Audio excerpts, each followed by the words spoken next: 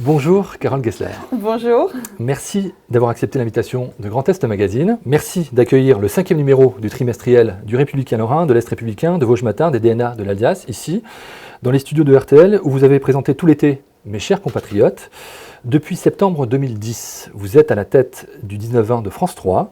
C'est également vous qui portez sur la même chaîne depuis septembre 2014 des Racines et des Ailes. Cette émission est une invitation au voyage et à la rencontre. Et une fois n'est pas coutume, cette balade, nous allons la faire ensemble sur les traces de votre enfance entre Thionville et Étanges-Grande. Pour commencer cet entretien, j'ai demandé à une personne qui ne vous a pas vu depuis presque 20 ans de nous dire qui était Carole Gessler. Carole était mon élève dans les années 81 à 83, en classe de 4e et 3e. Madame Lefort. Et son désir, déjà le plus cher à le moment, c'était de devenir journaliste. Et donc, en voyant un intérêt aussi important pour la profession, j'avais l'habitude d'inviter des professionnels dans la classe pour parler d'orientation aux élèves.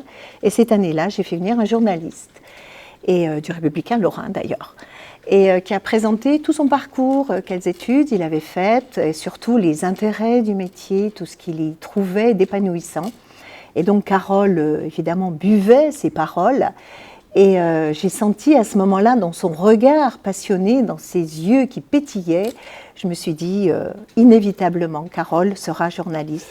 Pouvez-vous me dire déjà qui est Madame Lefort et me dire ensuite si vous étiez autant persuadée qu'elle de devenir journaliste plus tard? Je suis très émue parce que Madame Lefort, c'est sans doute mon plus beau souvenir de prof, vraiment, sincèrement. Elle était prof de latin et de grec, donc avec elle, voilà, j'ai été initiée au latin et au grec que j'ai continué en maîtrise, parce que j'ai fait une maîtrise de lettres classiques. Et cette prof était formidable. Elle m'a avant tout donné le goût des mots. Donc, et peut-être pour être journaliste, c'est bien d'avoir le goût des mots. Et effectivement, je pense que très tôt, à cet âge-là, sans doute en 4e, c'était une forme d'intuition et d'évidence que je voulais être journaliste. Je ne savais pas bien ce que ça voulait dire, hein, c'était Albert Londres, c'était parcourir le monde, mais c'était surtout, je trouve, rencontrer les gens. Et comme on le fait aujourd'hui, c'est tout à coup prendre le temps d'écouter, de comprendre. Et effectivement, cette prof a fait venir un journaliste dont je ne me souviens plus du nom, du Républicain Lorrain. Et ça a conforté mon évidence et mon intuition. René, votre papa travaillait comme mécanicien à EDF et Christa, votre maman, enseignait la théologie. Vous voyez le jour le 23 février 1968. Quelques années plus tard, Rachel agrandira la famille. Quel enfant étiez-vous ? Je ne sais pas, peut-être que ma mère, vous auriez dû aller poser la question à ma mère. Je pense que j'étais une enfant joyeuse, curieuse, qui avait toujours envie d'ailleurs. Ah, pour être journaliste, c'est toujours bien d'avoir envie d'ailleurs. Ce que je veux dire, c'est que j'ai grandi, même pas à Étanges-Grande les premières années, à Zeutriche, qui était une annexe d'Étanges-Grande, et dans une vieille maison de famille où vivait encore mon arrière-grand-mère, et je n'étais jamais là. Et à l'époque, vous savez, il y avait encore la boulangère qui passait avec sa camionnette, et j'avais 3 ans, ma mère me raconte toujours ça, et je revois cette boulangère, Flora, et je lui fais un coucou tendre, elle se reconnaîtra, qui maintenant a 80 ans, je crois, et qui m'amenait dans sa camionnette faire le tour du village. Et donc après, je revenais à 3 ans de l'autre bout du village avec ma baguette, mais j'avais vendu du pain. Et je trouvais ça extraordinaire de vendre du pain. Cette photo de CP, nous sommes à l'école Pasteur à Étanges-Grande. Vous en avez trouvé des choses, mais qui vous a donné ça? Secret professionnel. À quoi arrivait cette petite fille qu'on imagine plutôt timide au fond de la classe? Quelles étaient ses passions et ses jeux? Et c'est vrai, regardez, je suis quand même bien déterminée, je suis comme ça, droite, hein, les bras croisés, donc voilà. Oui, j'étais timide, je n'avais pas forcément confiance en moi, mais l'école m'a donné confiance en moi. C'est en ça que l'école a été très importante pour moi, parce que je viens d'un milieu modeste, j'ai manqué de rien, mais je viens d'un milieu modeste, et l'école, c'était une soif de savoir, c'est-à-dire chaque jour, je rentrais de la maison et j'avais appris des choses. Et je vous assure, j'étais contente quand il y avait les grandes vacances, mais j'étais heureuse de reprendre l'école. J'aimais l'école, j'aimais cette classe, c'était même Terre-Vert, je crois, cet institut. J'ai des souvenirs, et vous savez, ma mère habite toujours à côté de cette école, l'école Pasteur. J'y passe maintenant quand je vais faire mon footing, et je viens le week-end, et voilà, pour moi, c'est les Madeleines de Proust. Alors précisément, et on ne s'est pas concerté, Étanges-Grande, l'école Pasteur, mais aussi la trottinette ou les tours de camionnette. Il me manquait 2 Flora que vous avez précisé.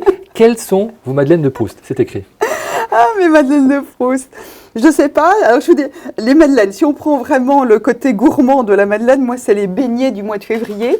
Avec la pâte à beignets qui lève sous un torchon sur le radiateur dans la cuisine de mes parents.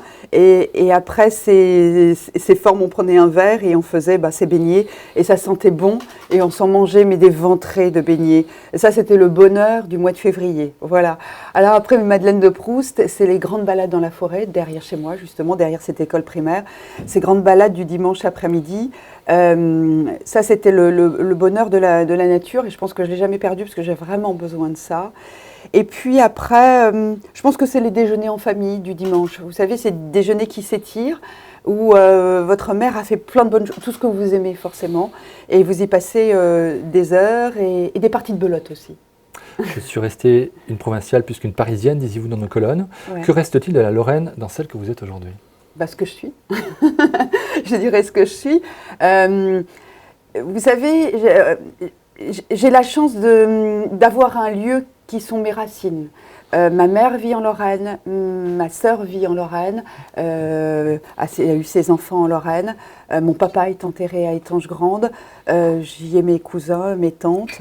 Et j'ai même aujourd'hui, et ça a été très émouvant, j'ai même mon nom sur une école maternelle, donc là à Zeutriche, où j'ai grandi et où iront peut-être mes neveux et nièces qui sont encore tout petits, qui ne sont pas encore scolarisés. Donc vous voyez, de la Lorraine, c'est finalement tout l'opposé de l'image que les non-lorrains ont de la Lorraine, c'est-à-dire une région chaude, accueillante, avec des gens qui ont la main sur le cœur. Vous étiez une très bonne élève, à 15 ans et j'ai appris, vous rêviez d'être avocate ou journaliste. Quel souvenir gardez-vous de cette période où vous avez été notamment déléguée de classe pendant vos 4 années de collège ? Pareil, c'est-à-dire le même bonheur que quand j'étais au primaire, sauf qu'en plus là on avait un champ ouvert. Donc le latin, le grec qui pour moi a été des révélations et une vie facile finalement, une vie douce où j'ai pas eu de crise d'adolescence, même si ça se faille toujours entre ados et parents, mais je dirais une vie douce, mais toujours en rêvant d'ailleurs. Donc j'ai rêvé après de Thionville, du lycée Charlemagne, puis quand j'ai eu terminé, j'ai rêvé de Georges de la Tour et d'une classe prépa, puis après j'ai rêvé de la Sorbonne, et puis après, voilà, j'ai toujours continué à rêver d'un ailleurs. On peut être un enfant de province et réussir à Paris, c'est ce que te permet l'école de la République, dont je suis un pur produit. Déclariez-vous dans nos colonnes le 28 juin 2014. Que représente pour vous le fait que l'école maternelle Centre socioculturel de Zeutriche, à Étanges-Grande, porte votre nom? Déjà, c'est une fierté, c'est une émotion. J'ai pensé très fort à mon père quand ils ont dévoilé la plaque, parce que je pense que mon père aurait été fier de voir son nom, parce que je suis une fille, on est 2 filles dans la famille, donc il va se perdre ce nom, donc quelque part, voilà. Et puis de me dire qu'on peut venir d'un petit village, pas forcément d'un milieu favorisé, pas forcément avec du réseau autour de soi, et quelque part quand même d'arriver à se faire sa place. C'est pas de réussir, c'est d'arriver à se faire sa place là où on a envie de se la faire. Il faut se battre, mais tout le monde se bat. Mais c'est quelque part aussi, je trouve, un signal de, pas d'espérance, mais juste positif, en se disant oui, c'est possible. D'accord. Tout n'est pas toujours possible, mais oui, c'est possible quand on y croit, quand on se bat et quand on a la niaque de vouloir arriver et toucher son rêve.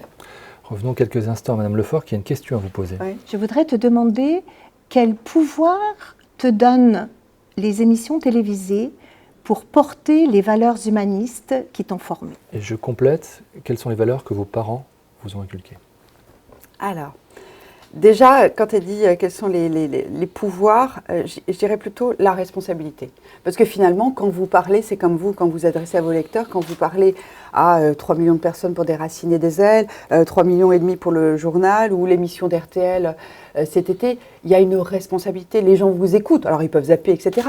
Mais ils vous écoutent, ils sont captifs à un moment donné, donc vous avez une responsabilité. Donc effectivement, ça donne une puissance quelque part, mais ça donne aussi une immense responsabilité.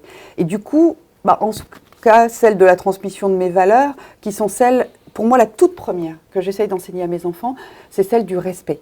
C'est-à-dire respecter l'autre dans ce qu'il est, différent ou pareil à vous, dans ce qu'il est, dans ses rêves, dans ses envies, le respecter, mais du coup, ça demande aussi à l'autre de vous respecter, vous. Moi, je sais que mes seuils de tolérance, c'est quand on ne m'a pas respecté, à un moment donné, là, je suis capable de, entre guillemets, péter les plombs. Mais j'essaye de respecter les autres, les idées des autres. Souvent, d'ailleurs, je me qualifiais comme un casque bleu. C'est-à-dire que dans des débats, ou politiques, ou sociétaux, enfin, des débats parfois enflammés et passionnés, j'essaye toujours de comprendre l'idée de l'autre, d'essayer de voir ce que je peux en retirer, mais de respecter son idée. Je peux essayer de le convaincre de changer d'idée. Mais au fond, il y a toujours un peu de bon dans l'idée de l'autre, même quand il ne partage pas totalement votre point de vue. Les dimanches de votre enfance, ce sont des rituels comme la messe, la balade en forêt, vous l'avez évoqué tout à l'heure, ou les gâteaux que vous faisiez et dévoriez après, j'imagine. Ouais. Mais c'est aussi le rendez-vous immuable en famille avec 7 sur 7 sur TF1. Ouais. À quel point Anne Sinclair a-t-elle influencé celle que vous êtes devenue ? Peut-être que le regard admiratif de mon père, quelque part, j'ai essayé de le retrouver à travers ça. Je plaisante, mais finalement à moitié, parce qu'on est toujours un peu le produit aussi des regards des autres sur vous, et forcément de votre père et de votre mère. C'était pour moi le symbole même de la femme qui restait une femme et qui allait jusqu'au bout de son métier, de son exigence, mais qui restait une femme. C'est-à-dire que j'étais sans doute beaucoup plus admirative d'une Anne Sinclair qu'une d'une Christine O'Krent, qui peut-être par ses côtés était un peu plus masculine, comme si elle avait voulu gommer finalement sa part de féminité pour pouvoir s'imposer dans ce monde d'hommes. Et ce que j'aimais chez Anne Sinclair, c'est qu'elle avait gardé sa part de féminité, ce qu'elle était. Je suis femme et parfois mes hormones me guident aussi, pas comme vous les hommes, mais ce que je veux dire, c'est qu'elle avait gardé sa part de féminité, elle ne la revendiquait pas, mais elle était partie d'elle, mais en étant exigeante et professionnelle. Elle bossait. Ça se voyait, enfin, elle connaissait parfaitement ses dossiers, et donc il y avait du respect de la part des politiques qui venaient sur son plateau. Vous passez un bac 1 littéraire avant de faire une classe préparatoire et de décrocher une maîtrise de lettres classiques, latin-grec, puis c'est l'IUT de journalisme de Bordeaux. Auriez-vous suivi le même parcours si vous n'aviez pas rencontré Marguerite Puldemange, alors présidente directrice générale du Républicain Lorrain ? Non. Pour moi, je n'ai jamais revu Madame Puldemange depuis l'âge de 16 ans. C'était une dame formidable qui, alors que je lui ai écrit un petit courrier d'adolescente lui disant que je rêvais d'être journaliste, m'a reçue dans son immense bureau à Metz. Je me rappelle, pour moi, elle était là à l'autre bout et pour moi, c'était interminable. Je ne savais pas comment marcher, comment arriver à son bureau. J'étais tétanisée. Et elle me dit alors, c'est quoi votre envie et pourquoi votre envie, etc. Et je lui expliquais, je m'enflamme. Elle me dit, bon, on ne peut rien à 16 ans, je ne peux rien pour vous, quoi. Je dis, non, mais à votre avis, quel type d'études et tout ça? Elle me dit, faites les études que vous avez envie de faire. Ne faites pas par rapport à votre métier. Faites d'abord, nourrissez votre tête. Vous aurez toujours le temps d'aller en école de journalisme. Donc je l'ai vraiment suivi, j'ai fait les études que j'ai voulu faire, c'est-à-dire une maîtrise de lettres classiques. Et après, seulement une école de journalisme. Et après, j'allais tourner les talons et elle me dit, un petit stage, pas rémunéré. Ça vous dirait? J'étais là, je suis revenue, j'étais la reine. Alors précisément, vous avez été stagiaire au Républicain Lorrain de 1985 à 1990. Nous sommes ici rue Bayard à Paris, dans les studios de RTL Radio, mais votre histoire s'écrit aussi avec un autre stage à RTL Télévision. Vous avez fait vos débuts, cette fois-ci, cette photo. Oh, dis donc. Qu'avez-vous appris de vos premiers reportages et de vos premiers directs? Tout. Tout. L'humilité. Dans le sens où vous arrivez, vous avez plein de fous, vous avez l'impression que tout est possible. Et voilà, je me rappelle, je venais d'arriver, j'étais encore en CDD, enfin stage sortie d'école. Il y a eu le crash du Mont Saint-Odile. Et je me retrouve à partir dans la montagne, dans les Vosges, avec une paire d'escarpins. Et habillée comme une citadine et pas du tout pour aller en reporter, mais parce que j'étais pas, il venait d'arriver, on m'a appelé, j'étais là, personne n'était là et j'étais la seule présente. Et je suis arrivée là-bas et j'ai passé la nuit au Mont Saint-Odile avec le drame que vous connaissez. Et je me rappelle très bien avoir mis du papier journal dans mes ballerines, tellement j'avais froid et je m'étais souvenu que ça pouvait isoler du froid. Donc j'ai appris l'humilité. J'ai appris à travailler en équipe. Là, je ne sais pas qui est là, mais j'ai gardé des contacts, de très bons contacts avec des gens qui ont débuté avec moi. J'ai vraiment appris le travail d'équipe. J'ai rencontré mon premier amoureux. Donc, vous voyez, comme quoi, Quand on dit que dans l'univers professionnel, on rencontre souvent son amoureux, c'était mon premier amoureux, vrai amoureux. Et j'ai appris tous les rudiments de mon métier parce que finalement, comme c'était une petite structure, on vous envoyait faire tout de la politique. Donc j'ai appris à gérer les coups de colère de Gérard Longuet au conseil régional à l'époque. Voilà, on y apprend tout. Ouais. Vous intégrez la rédaction de France 3 Lorraine Champagne-Ardenne en 1993. Vous co-présentez le Trésor de France 2 5 ans plus tard avec un autre régional de l'étape, Rachid Arabe, avant de devenir le joker de David Pujadas au JT de 20h de 2000 à 2003. Vont suivre notamment le Soir 3 puis le 19-20 et des Racines et des Ailes sur France 3. Que vous ont appris ces différentes expériences sur votre métier et la manière de traiter l'actualité, surtout en ce moment? Écoutez, ce qui est sûr, c'est qu'entre le moment où j'ai commencé réellement, 91, je sortais de l'école, mais on va dire, je suis arrivée en 96 à Paris, ça fait 20 ans, il n'y avait pas de chaîne info, il n'y avait pas d'Internet. Enfin, le tout début, les balbutiements, en tout cas, il n'y avait pas de ce site d'information structuré qui pouvait être des déclencheurs d'infos. On n'avait pas le même rapport au temps. Et donc aujourd'hui, notre ennemi, c'est le temps. C'est à la fois un accélérateur formidable parce qu'aujourd'hui, quand on envoie une équipe à l'autre bout du monde, ils partent avec une machine qui s'appelle un TVUPA qu'on peut envoyer comme ça en instantané où qu'on soit. Donc c'est à la fois extraordinaire, on a des tuyaux extraordinaires et en même temps, il faut toujours se reposer la question de ce qu'on met dans le tuyau. Et on voit bien aujourd'hui avec les attentats qui ont frappé la France, comment gérer ça, comment n'être pas plus anxiogène que l'est déjà la réalité, comment gérer certaines images qui sont insoutenables, mais en même temps jusqu'à quel point les montrer pour quelque part faire prendre conscience. Donc je veux dire, après, vous savez, j'ai toujours dit, il n'y a pas d'objectivité en journalisme, il y a de l'honnêteté. Donc il faut essayer d'être honnête, prendre un peu de distance et toujours se poser les bonnes questions. À quoi va servir cette image? Quel effet elle peut avoir? Est-ce qu'il y a un billard à 3 bandes qui, à un moment donné, peut avoir un effet pervers? Se poser beaucoup de questions, encore plus presque aujourd'hui qu'hier. C'est votre respiration loin des studios sur France 3 depuis 2 ans. Quelles sont les bouffées d'air? Quels sont les sujets que vous allez proposer aux téléspectateurs des Racines et des Ailes à la rentrée? Oui, c'est vrai que c'est vraiment une bouffée d'oxygène. J'espère que c'est aussi une respiration pour les téléspectateurs. En tout cas, ils sont là. Écoutez, là, j'étais en repérage au Mont Saint-Michel. On va faire toute la côte normande et donc je vais faire tous les plateaux au Mont Saint-Michel et raconter l'histoire de ce piton rocheux qui est devenu un lieu de pèlerinage dès le Moyen-Âge. On va aussi se faire une très belle émission à Concarneau, donc on va aller en Bretagne. On a une émission sur la Grèce qu'on va développer pour la rentrée. Pour l'instant, on n'a pas encore suffisamment avancé pour que je puisse vous en parler, mais ça sera pour le printemps prochain. Voilà. Et puis, dans les Passions Patrimoine, qui sont la version documentaire, on va explorer des régions et on va notamment en faire une sur la Lorraine. On suivra ça très près. Chaque samedi et dimanche, tout l'été, sur RTL, avec mes chers compatriotes, où vous avez demandé à vos invités d'enfiler le costume de président de la République, à moins d'1 an de la présidentielle.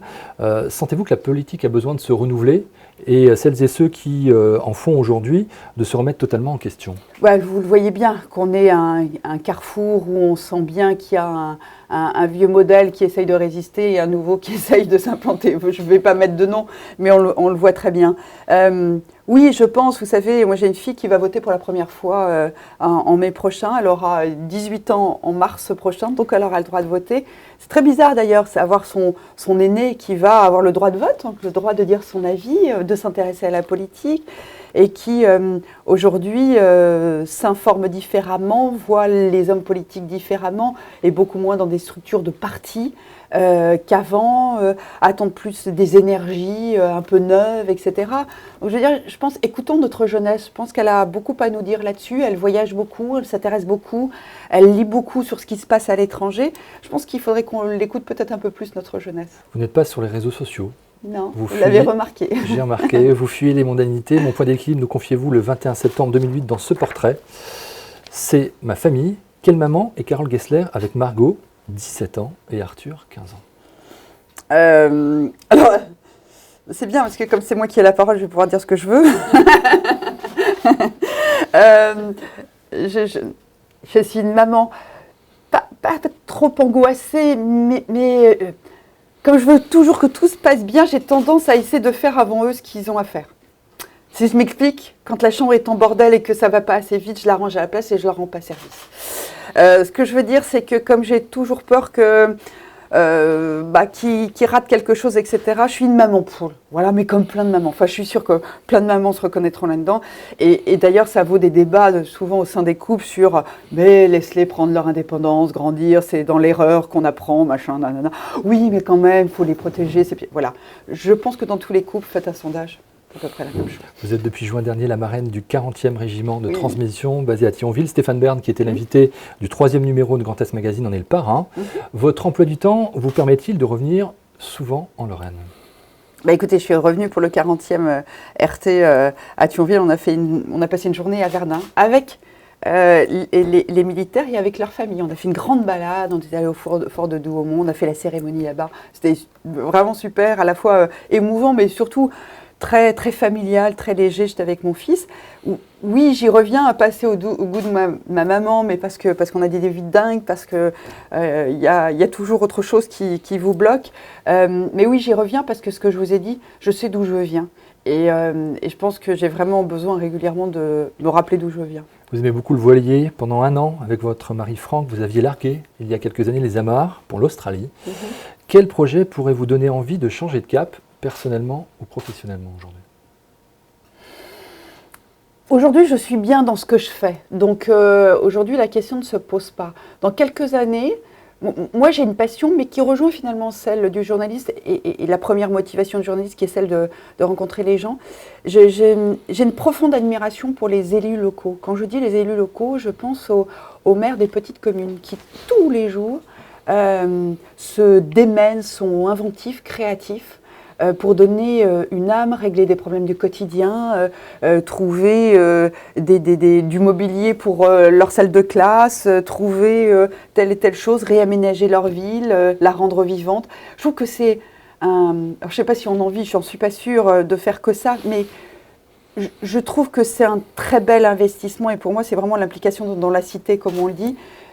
Un jour, j'espère, je ne sais pas où, comment, etc., mais maire d'une petite commune, pour être dans cette implication-là, être avec les gens et toutes les générations. Je trouve qu'il n'y a rien de plus magnifique que quand j'ai vu une initiative dans une petite commune en Touraine où l'école primaire était dans le même bâtiment que la maison de retraite et les mamies venaient faire des dictées aux enfants, en parallèle évidemment de l'institutrice. Ce que je veux dire, je trouve ce qui manque aujourd'hui, c'est le lien entre les générations et entre les gens, et je trouve qu'une petite commune peut donner ce lien.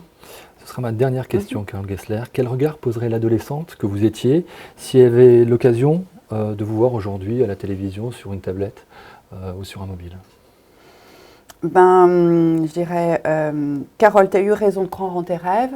Bon Dieu, tu as beaucoup travaillé pour lutter contre ton manque de confiance en toi, qui était vraiment très, très, très, très ancré, et aujourd'hui encore. Mais aujourd'hui, je veux dire, j'ai plein d'astuces pour lutter contre mon manque de confiance en moi. Et si on fait de la télé, c'est qu'on se guérit un peu de ça. Et je dirais merci à mes parents.